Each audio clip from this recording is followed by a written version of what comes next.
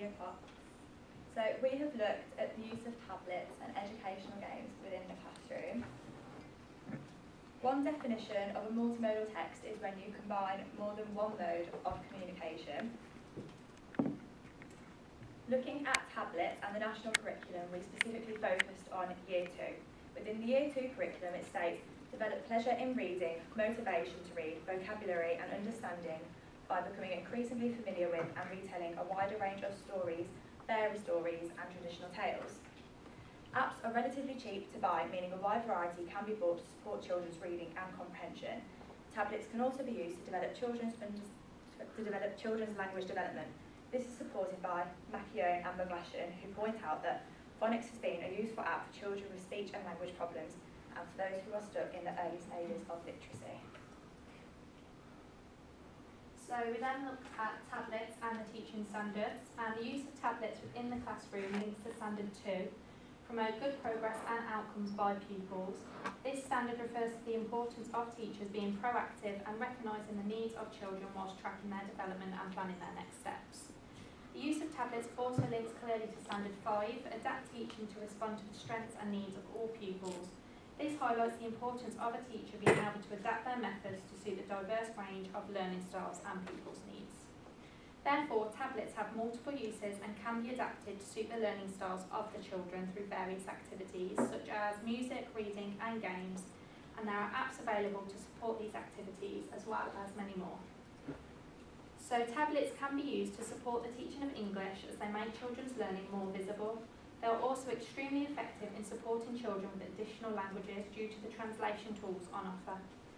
Tablets provide an increased level of support for children with additional languages and special educational needs, and due to tablets being so visual, they offer more support. For example, there is an app called Talking Friends where characters repeat everything you say. This has proved effective for children with autism as it is an engaging method which maintains their curiosity. Tablets are also cross-curricular and are therefore effective across a variety of subjects. For example, there are many games on offer to support children in subjects such as maths and modern foreign languages.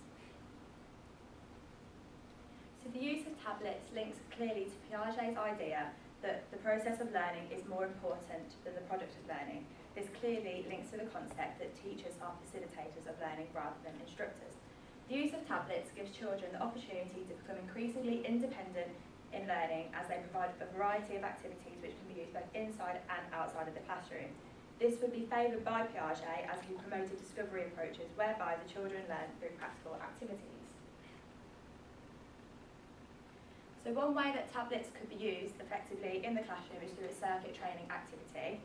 This would involve setting up various stations around the classroom, each with a different activity on each tablet to support the learning of English. This could include things such like games, quizzes and informative apps. This activity is useful as it can be easily adapted to suit different learning styles.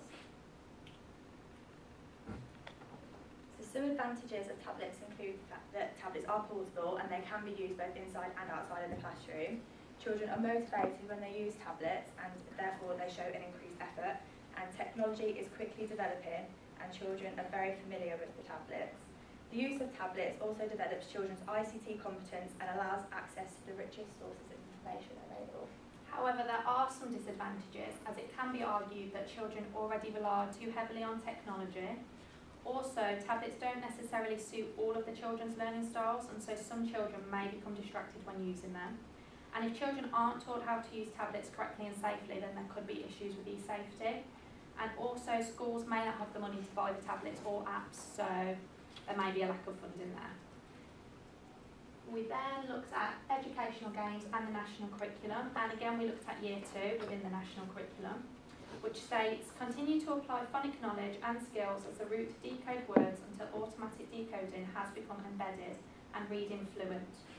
Phonics can be supported by the use of educational games. For example, apps such as Pink Funk ABC Phonics allows the children to listen to and copy the sounds, as well as being able to interact with the game and write the different letters and sounds. And educational games can be used for whole group learning through the use of the interactive whiteboard as well as individually. And there is a wide range of games available to support literacy, specifically reading and spelling. There are also a variety of games available to support other aspects of the curriculum too. So Educational games distinctively links to Standard 4 to plan and teach well-structured lessons. The teacher must ensure that all children are involved in the learning and that they are motivated to make sure that progress is being made.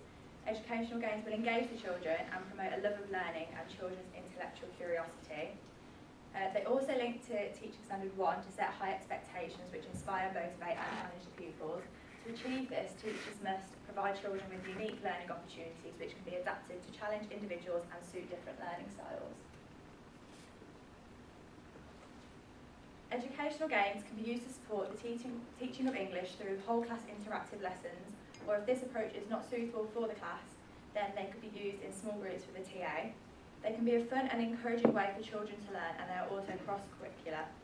They allow for a range of teaching strategies to encourage children whilst maintaining their curiosity, which is vital to ensure progress.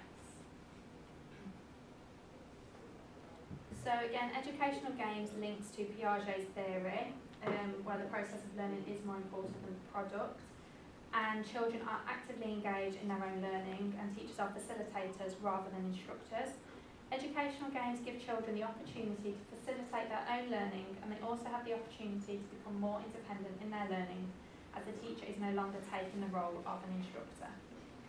So, an effective lesson using educational games to support learning would consist of the teacher finding out what the children already know, introducing the lesson objectives, and then the basics of the topic. So in this instance, we looked at punctuation. They would then give examples of punctuation and explain how they're used, and then demonstrating that on the board with everyone. And then using the computer rooms for the second half of the lesson, the children will have the opportunity to use the educational games available on websites such as BBC Bite-Size, focusing on punctuation to support their knowledge. This method can then be adapted and used to fit other aspects of the curriculum, such as comprehension, spelling and grammar.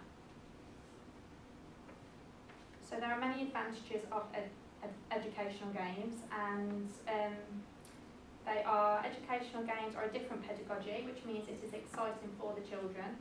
Some children learn better through practical and engaging activities, and they're cost effective and cross-curricular, and also equity for children to develop ICT capability lies in their ability to access computers. So this means that in order for children to develop in ICT, they need to have access to the resources, and the use of educational games to support learning allows for this. So some disadvantages include the fact that it can be argued that in the 21st century, children rely too much on technology. Behaviour can also become an issue due to children becoming excitable and potentially going off task. And educational games may not fit all learning styles, and this could cause a problem when trying to ensure that all children are making the necessary progress. So in conclusion, both tablets and educational games can be used to help support the teaching of English, as they are interactive and help to keep the children engaged. Both resources offer a different approach to teaching, which is useful as they can be adapted to suit differing learning styles to help ensure progress and maintain children's curiosity and excitement whilst learning English. Thank you very much.